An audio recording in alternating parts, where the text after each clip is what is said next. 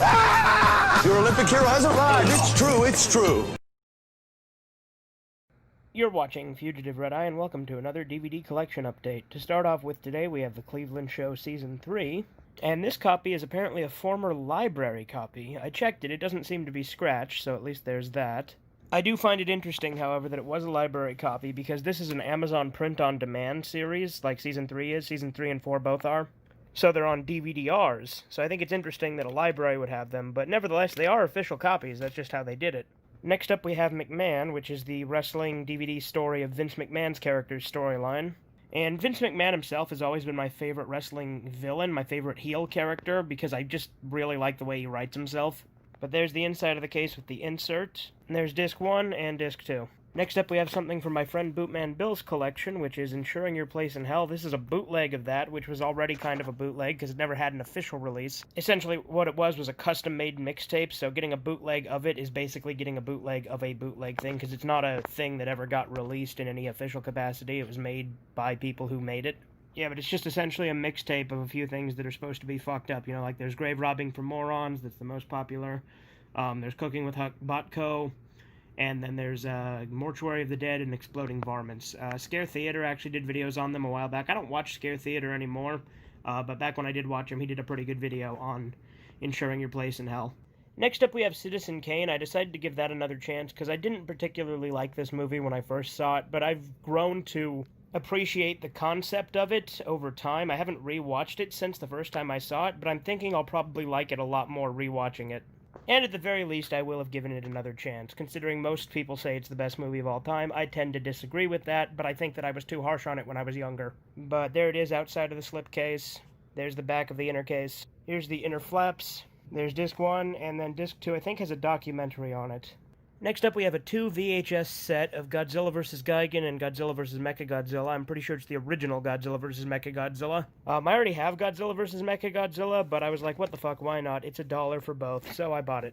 Here we have something kind of unique. It's called Anime Play. It's a visual novel anime game that was released on PlayStation and Dreamcast in Japan, and I think it also may have been in the US, but, interestingly, it's actually a DVD, but it's like an interactive game. So they put the game on a DVD that you play with your player remote, so I thought that was kind of interesting.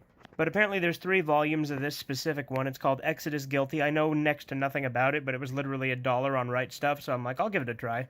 So it might be really fun, it might be bad, I don't know. At the very least, it can give me something to review. Yeah, there's the disc itself. It also came with something that says Anime Play Interactive Visual Novel, Anime Play Digital Catalog. So I think it's a demo disc that has like several samples of a bunch of other ones, so that's kind of interesting too. But other than that, yeah, it's definitely at least worth a look. It's kind of interesting. But that disc is very plain.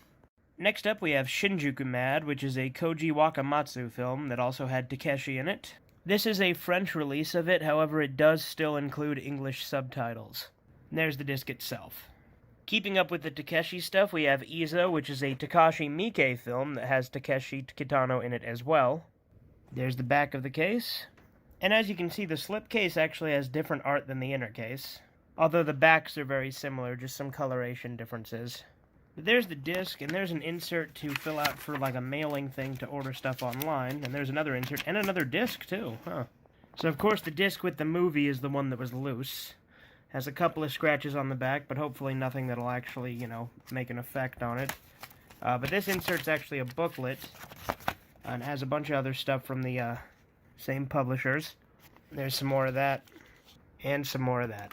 Next up we have Thus Spake Rohan Kishibe, or Kishibe Rohan, depending on how you want to put it. Kishibe Rohan is the proper way, since that is the Japanese, but in English we would have said Rohan Kishibe. I've waited a good 4 months for this in the mail, so I'm happy it's finally arrived. Unfortunately, the coronavirus did push back the shipping of this quite a bit. But as you can see, it's got a manga volume in here, but then it also has the DVD. Now this says 2. I don't know if that's like the second episode of the OVA, or if it's episode 2, because it's weird. With Rohan, Thus Spoke Kishibe Rohan, the episodes are numbered really weird, because they adapted random chapters of the manga out of order. If you're unfamiliar with Thus Spoke Kishibe Rohan, it's actually a spin-off of JoJo's Bizarre Adventure that Araki wrote much later on, and it features a few characters from Part 4, particularly Rohan, as you'd imagine from the name. Next up, we have 1984, specifically the 1956 version of the movie. There's actually 3 versions. There's the 1954 version, the 1956 version, which is this one, and then the 1984 version, which I already have. I do like all 3 versions, but I don't like the one from 1984 as much as I like the 2 older ones. And I can't decide between this or the 54 version. They're both really good. And to be fair, that's not to say that I don't like the 1984 version, because I do. Next up, we have It's Always Sunny in Philadelphia, Season 14. I have a few seasons of this show already. I still need to get quite a few of them, but this is the most recent one. But I bought this because Hulu actually started removing a bunch of episodes of the show. Any of the ones that had, Martina Martinez or other similar blackface type things that the show has had in it. And I want to have the DVDs, so I have every episode. And like I said, I do already have a few of the seasons as it is. But yeah, this is the newest season, and D-Day got removed from Hulu, because she did the Martina Martinez character. Yeah, there's Disc 1 and Disc 2. Now for something a little unique, we got a Game of Thrones VHS, The Best of the Hound. It's a custom VHS, obviously. Game of Thrones was never released on VHS.